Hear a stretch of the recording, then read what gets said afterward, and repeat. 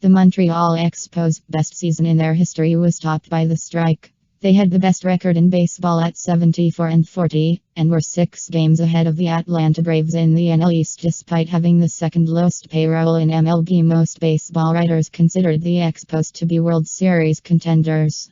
Coincidentally, the only time that the Expos actually made it to the postseason was in 1981, the last time that there was a significant players' strike in Major League Baseball. That season, Montreal qualified by winning the second half of the 1981 season. Chicago White Sox star Frank Thomas, who wound up winning the American League's Most Valuable Player award for the second year in a row in '94, said, "I've had a career year, but I'm not going to finish it." Gwynn had a chance to be the first to finish a season over 400 since Ted Williams, as he was batting .394 at the time of the strike. The strike also cost Matt Williams of the San Francisco Giants a chance to beat Roger Maris' single-season home run record. When the strike forced the cancellation of the remaining 47 games of the season, Williams had already hit 43 home runs, on pace to match Maris' single-season record of 61 home runs. Cleveland Indians second baseman Carlos Berger was unable to extend his record 2-year streak of 20 home runs, 200 hits, and 100 RBI by a second baseman because of the strike. Seattle Mariners star Ken Griffey Jr., who led the American League with 40 home runs at the time of the strike, summed it up by saying, "We picked a bad season to have a good year." Kevin Mitchell of the Cincinnati Reds, Julio Franco of the Chicago White Sox, and Shane Mack of the Minnesota Twins, all 325 hitters in 1994, opted during the strike to play in Japan in 1995.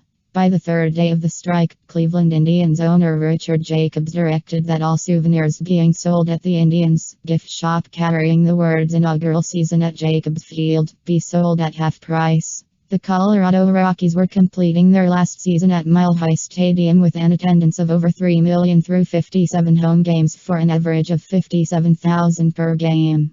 At that pace, the team would have had a good chance of drawing over 4.6 million fans in their 81 home games if the season had continued. This would have eclipsed the Major League season attendance record of 4.4 fans set by the Rockies only the season before.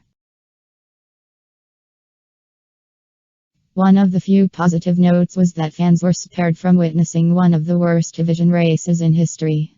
The Texas Rangers were leading the newly reformed AL West despite being 10 games under 500.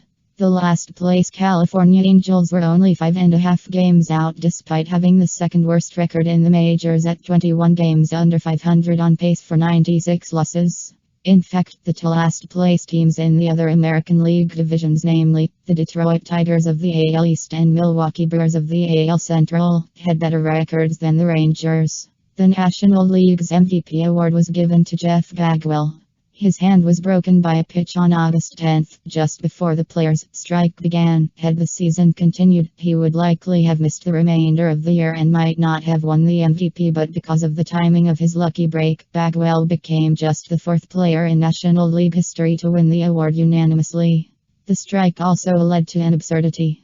The Minnesota Twins traded Dave Winfield to the Cleveland Indians for a player to be named later. Since the strike led to the season being cancelled, no further transactions could be made until it was settled.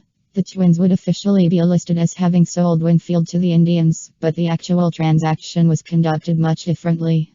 Instead of the Indians buying the contract outright, team management went out for a meal with Twins management and the Indians paid the tab. This essentially meant that Winfield had been traded for dinner. Arguably, the biggest storyline of the strike was the New York Yankees. In having the best record in the American League, which was also the second best record in baseball, 70-43, and a 6.5 game lead over the Baltimore Orioles in the AL East, the largest division lead of any division leader. The strike cost their captain, Don Mattingly, his best chance at his postseason debut in his 13-year career. The Yankees had not been in the postseason since 1981. Because the Yankees' prior postseason chances had also been cut short by a strike, news media reported on the parallels between the two Yankee teams 81 and 94, both of which had division leads taken away by strike actions. Mattingly would reach the playoffs for the first and only time in his playing career the following year, being defeated at the hands of the Seattle Mariners in the ALDS in 5 games.